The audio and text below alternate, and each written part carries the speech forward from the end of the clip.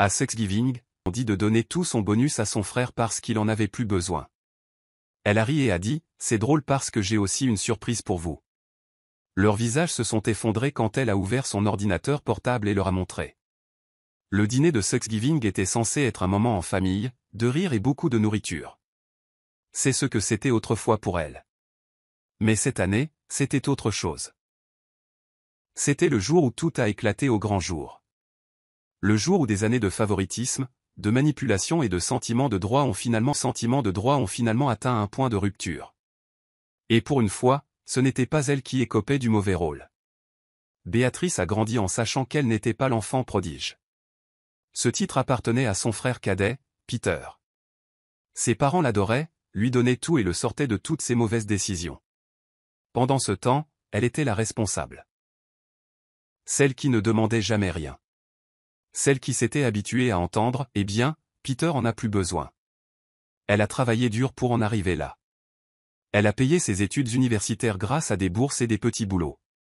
Elle a travaillé de longues heures, a gravi les échelons de l'entreprise et finalement, après des années d'efforts, a décroché un emploi qui l'a payé réellement à sa juste valeur. Et cette année, elle a eu son plus gros bonus. Elle n'en a même pas parlé à ses parents. Mais ils l'ont découvert. Ils étaient assis à la table de Thanksgiving, tout le monde se passant les plats, échangeant des banalités.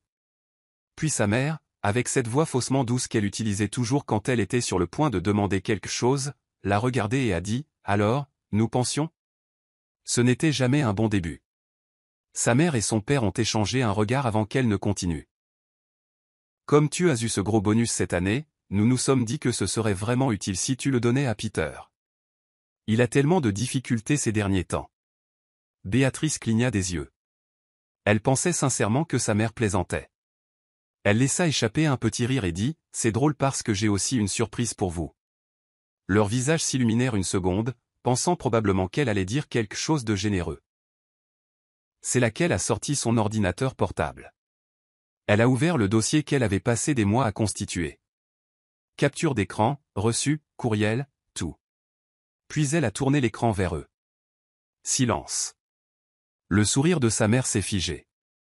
Le visage de son père a pâli. Peter, qui souriait d'un air suffisant comme toujours quand il pensait s'en tirer, a soudain eu l'air d'un cerf pris dans les phares. Voyez-vous, ce qu'il ne savait pas, ce qu'il n'avait jamais pris la peine de demander, c'est qu'elle avait tout noté. Chaque fois qu'ils lui prenaient de l'argent. Chaque fois qu'ils empruntaient quelque chose qu'ils ne rendaient jamais. Chaque fois qu'ils trouvaient des excuses pour Peter tout en s'attendant à ce qu'elle soit la personne responsable. Mais ce n'était même pas le pire. Elle avait autre chose. Quelque chose de plus grand. Quelque chose qui garantirait qu'il ne lui demanderait plus jamais un centime. Béatrice prit une profonde inspiration, s'adossa à sa chaise et dit, « J'espère que vous êtes prêts pour ça. » Sa mère tendit la main vers son verre de vin d'une main tremblante. Son père fixait l'ordinateur portable. Sa mâchoire était si serrée qu'on aurait dit que ses dents allaient craquer. Et Peter, lui, cherchait déjà une issue. Se tortillant sur sa chaise, les yeux dardant autour de la pièce comme un rat pris au piège. Elle laissa le silence s'installer un instant. Les laissa suer. Puis elle a tapoté l'écran. « Ceci, dit-elle lentement, est chaque virement bancaire que je vous ai jamais envoyé. Chaque prêt qui n'a jamais été remboursé. Chaque facture d'urgence que vous ne pouviez pas couvrir parce que Peter avait besoin d'aide. » Elle fit défiler l'écran. Les chiffres s'accumulaient. Des milliers. Des dizaines de milliers. Sa mère commença à dire quelque chose mais Béatrice leva la main. « Je n'ai pas fini. » Elle cliqua sur le fichier suivant. « Ceci, continua-t-elle, est l'historique de la carte de crédit de Peter. » Peter haleta brusquement. « Comment diable as-tu » Elle le coupa. « Tu n'es pas aussi intelligent que tu le penses. » Il n'avait aucune idée qu'elle avait accès à ces relevés. Aucune idée que chaque fois que leurs parents lui demandaient de l'aide parce que Peter était censé être submergé par les factures, il dépensait en réalité de l'argent dans les bars, les baskets coûteuses et les vacances. Elle avait des captures d'écran de publications Instagram où il se pavanait avec des bouteilles de champagne dans les boîtes de nuit. Des voyages à Miami, Las Vegas, au Mexique. Elle avait même une photo de lui debout à côté d'une toute nouvelle installation de jeux vidéo. Une qui coûtait plus cher que son loyer. Sa mère se tourna vers lui. Est-ce vrai, murmura-t-elle. Peter ricana. Ce n'est pas si grave. Béatrice rit. Un rire vraiment amer. Oh, mais si. Et tu sais pourquoi. Elle cliqua sur le dernier fichier. Son père parla pour la première fois. Qu'est-ce qu'il pourrait bien y avoir d'autre? Elle tourna l'écran pour qu'il leur fasse face à nouveau. Ceci, dit-elle, la voix ferme, est l'historique des paiements hypothécaires que j'ai effectués pour cette maison. Celle dont vous m'avez dit qu'elle était déjà payée. Le visage de sa mère devint blanc. Son père laissa échapper un long soupir. Sa main agrippant la table comme s'il allait la renverser. Ouais, c'est ça. Elle a découvert. Il y a environ un an, ses parents sont venus la voir en pleurant, disant qu'ils risquaient de perdre la maison. Ils l'ont supplié de les aider, jurant qu'ils n'avaient besoin que d'un petit quelque chose pour se remettre sur pied. Elle a hésité, mais elle ne voulait pas qu'il soit sans abri. Alors elle a payé, et payé, et payé. Puis elle est devenue curieuse. Elle a fait des recherches et a découvert que la maison n'avait jamais été en danger. L'argent, disparu. Où? Peter. Ses parents lui ont transféré l'argent directement. Pour ses difficultés, pour ses moments difficiles, pour ses vacances, ses fêtes, son plaisir. Béatrice s'adossa et croisa les bras. Alors, dites-moi encore, dit-elle, la voix froide. Pourquoi exactement devrais-je lui donner mon bonus? Personne ne parla. La pièce était si silencieuse qu'elle pouvait entendre l'horloge tic-taquer dans la cuisine.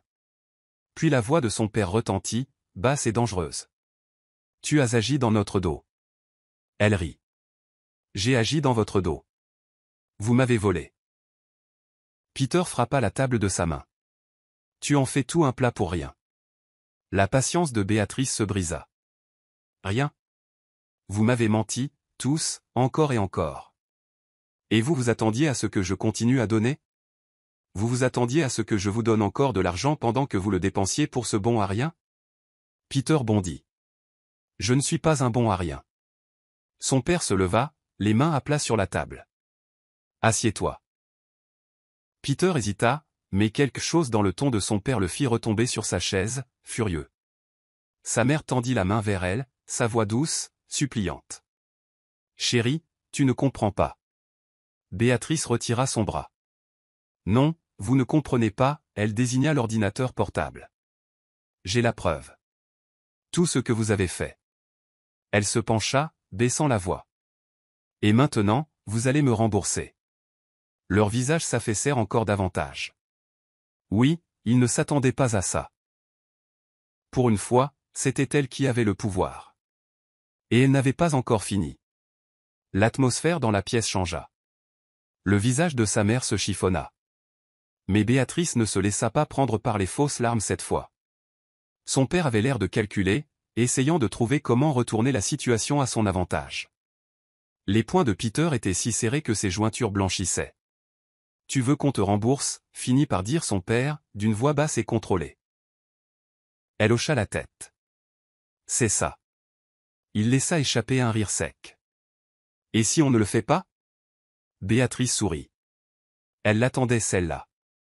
Elle cliqua sur un autre fichier, retourna l'ordinateur portable et le glissa vers eux. Alors, dit-elle, j'envoie ça à l'IRS. Sa mère fit un son d'étouffement. Son père se raidit. Peter fronça les sourcils. L'IRS? Qu'est-ce que ça veut dire, bon sang? Oh, ça veut dire que nos chers parents ont commis une petite chose appelée fraude fiscale au cours des 5 dernières années. Elle tapota l'écran. Fausse déduction, faux rapport de revenus, et oh, regardez ça. Vous déclarez comme personne à charge alors que vous gagnez beaucoup d'argent au noir. La tête de Peter se tourna brusquement vers eux. Attends, quoi? Elle hocha la tête. Ouais, tu n'as jamais été aussi fauché qu'ils te l'ont fait croire. En fait, tu as gagné plus que moi par moment. Juste illégalement. Travail au noir, pas d'impôt. Et nos parents vous ont couvert en commettant une fraude. Le visage de Peter se tordit de confusion, puis de colère. Qu'est-ce que c'est que ça, papa? Mais son père ne le regardait pas. Il regardait Béatrice. Et pour la première fois de sa vie, elle vit de la peur dans ses yeux. Tu ne veux pas faire ça, dit-il doucement. Elle pencha la tête. Pourquoi pas? Parce que nous sommes une famille. Béatrice laissa échapper un rire sans humour. Famille? Une famille ne m'aurait pas volé. Une famille ne m'aurait pas menti au visage pendant des années. Une famille ne m'aurait pas laissé me débattre pendant qu'il jetait de l'argent à quelqu'un qui refuse de grandir. Peter bondit de sa chaise, pointant du doigt vers elle. Oh, ferme-la, espèce de juste. Tu penses que tu es tellement mieux que moi juste parce que tu fais un boulot ennuyeux dans un bureau? Tu penses que ça te rend plus méritante? Elle affronta son regard sans ciller. Ouais, en fait, je le pense. Parce que je l'ai mérité. Sa mère sanglotait dans ses mains. Son père se frotta la tempe, le visage illisible. Et puis, quelque chose d'inattendu s'est produit. Peter a ri, un rire lent et qui a donné la chair de poule à Béatrice. Tu penses vraiment que tu vas gagner ça? Demanda-t-il, secouant la tête. Tu penses être la seule à avoir un avantage? Un mauvais pressentiment lui remonta le long de la colonne vertébrale. De quoi diable parles-tu? Son sourire narquois s'élargit. Je suppose qu'il est temps pour ma surprise. Puis il a sorti son téléphone. Il a tapoté l'écran plusieurs fois, puis l'a tourné vers elle. Son estomac s'est noué. Là, sur son téléphone, il y avait un courriel. Un du département des ressources humaines de son entreprise. Elle l'a scanné rapidement. C'était une plainte. Une plainte sérieuse. Une allégation de faute professionnelle financière. L'accusant d'utiliser les fonds de l'entreprise à des fins personnelles. Un coup monté. Un sacré coup monté. Elle le regarda sous le choc, et Peter sourit. Tu vois, tu n'étais pas la seule à planifier à l'avance. Elle agrippa la table. Tu m'as piégé. Il haussa les épaules. Appelle ça une assurance. Son cœur battait la chamade. Si son entreprise prenait cela au sérieux, elle pourrait perdre son emploi, sa carrière, tout ce qu'elle avait bâti, et le pire, elle le voyait sur les visages de ses parents. Il savait. Il l'avait aidé. Ce n'était plus du favoritisme. C'était la guerre. Béatrice regarda le téléphone de Peter, son pouls martelant ses oreilles. La fausse plainte des RH. Le coup monté. L'audace absolue de la chose. Elle se força à respirer. Reste calme. Ne lui donne pas la réaction qu'il veut. Elle le regarda droit dans les yeux. Depuis combien de temps préparez-vous ça? Son sourire narquois s'élargit. Est-ce que ça a de l'importance? Tu pensais être la seule à jouer le jeu, devine quoi, tu as perdu? Elle se tourna vers ses parents. Son père ne la regardait pas. Sa mère essuya ses fausses larmes, refusant de croiser son regard. C'était sa réponse. Il savait. Il l'avait aidé. Ils étaient prêts à la détruire pour continuer à le soutenir. Elle laissa échapper un petit rire incrédule. Vous me détestez vraiment à ce point? Sa mère haleta, l'air d'une innocence totale. Chérie, non. Nous devions le protéger. Il n'est pas aussi fort que toi. Il ne survivrait pas sans nous. Béatrice secoua la tête. Vous voulez dire sans moi? Peter renifla. Oh, remets-toi. Tu te crois si spécial juste parce que tu fais un boulot minable dans un bureau. Ce sale boulot, c'est grâce à lui que tu as toujours un toit au-dessus de ta tête, espèce d'idiot, répliqua TL. Il leva les yeux au ciel. Tu te crois vraiment intouchable, n'est-ce pas? Cette entreprise m'adore. Toi, tu es remplaçable.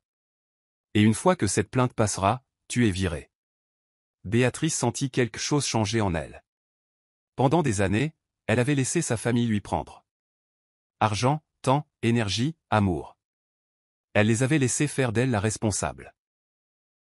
La personne qui devait toujours être la plus mûre. Celle qui ne se battait jamais. Mais ça?